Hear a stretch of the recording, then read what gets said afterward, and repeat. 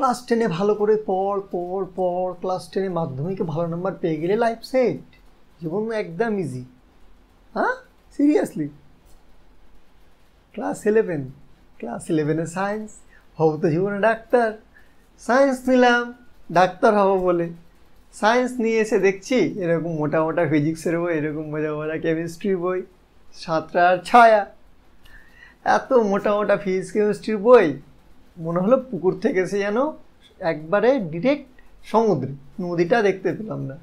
যাই হোক, নদী পুকুরের গল্প থাক, ডাক্তার তো হব। শুনছি নাকি এনটিএ যবে থেকে নিট পরীক্ষাটা কন্ডাক্ট করাচ্ছে তবে থেকে নাকি আর এনসিআরটির বাইরে তেমন কোয়েশ্চেন আসছে না, এনসিআরটি বেসডই কোয়েশ্চেন হয়। তো এখন নিট ক্র্যাক করা নাকি অনেকটাই ইজি হয়ে গেছে। সত্যি কম্পিটিশন আগের তুলনায় অনেক বেড়ে গেছে, সিট তেমন খুব বাড়েনি, জটিল তো আছে ব্যাপার। ঠিক আছে, নিজেকে প্রিপেয়ার করলে তো হয়ে যাবে। প্রিপেয়ার শুরু করি। প্রিপেয়ার করব ভাই, মোটা সাঁতরা ছায়া দেখে অবাক, তারপরে এর জন্য যে এনসিআরটি পড়তে হয় সেটা ইংরেজি ভাষায়। আবার যে ইংরেজি ভাষায় এনসিআরটি পড়ব, সেই ইংরেজি সেই গল্পের বইয়ের মতো ইংরেজি না, সেখানে শব্দ আলাদা। হয়তো একটা শব্দের সিনোনিম এতদিন জেনে আসলাম, এখানে এসে মাথা ঘুরে বসে আছে এইরকম শব্দের মানে আবার এটা হয়। আবার একটা লাইনের অর্থ এতগুলো। এনসিআরটিটা কেউ একটু দেখি তো, এনসিআরটিকে একটু বলেই তো ক্লাস 11 থেকে নিয়ে জার্নিটা স্টার্ট করতে পারতাম। একটু কাউকে হাতের কাছে পেতাম যে এনসিআরটি বাংলায়।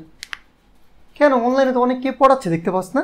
অনলাইনে তো অনেক কেউ আছে, অনেক কেউ তো খুব ভালো পড়ায় অনলাইনে তো পড়ায়, সে কথা ঠিক।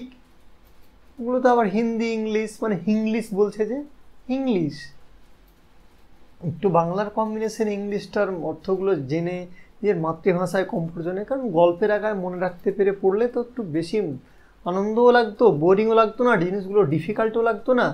খুব ইজিলি এরকম একটা প্রিপারেশনের মধ্যে নিয়ে গিয়ে প্রবেশ করিয়ে দিতাম। ইংলিশ আর ইংলিশ করছে, কোথায় হিন্দি আর কোথায় ইংলিশ, বাংলার কোনো আর পাত্তাই নেই। ইংলিশ পেলে কেমন হয়? বাংলার ইংলিশ, বিংলিশ, ইয়েস, বাংলার ইংলিশ, বিংলিশ। এই পার্সিউ চ্যানেলে নিটের জন্য প্রয়োজনীয় বায়োলজির 360 ডিগ্রি সলিউশন যা দরকার, ক্লাস লেকচার্স, ভিডিও লেকচার্সের পিডিএফ নোটস, তার সঙ্গে ডেইলি প্র্যাকটিস কোয়েশ্চেন্স, টেস্ট, যত যা প্রয়োজন একটা নিট এক্সাম ক্র্যাক করার জন্য বায়োলজির ক্ষেত্রে, সমস্ত সলিউশন নিয়ে আমি এসেছি আশফাক তোমাদের জন্য এই পার্সিউ চ্যানেলে, বিভিন্ন সিরিজ নিয়ে, বিভিন্ন সিরিজের বিভিন্ন এপিসোড নিয়ে।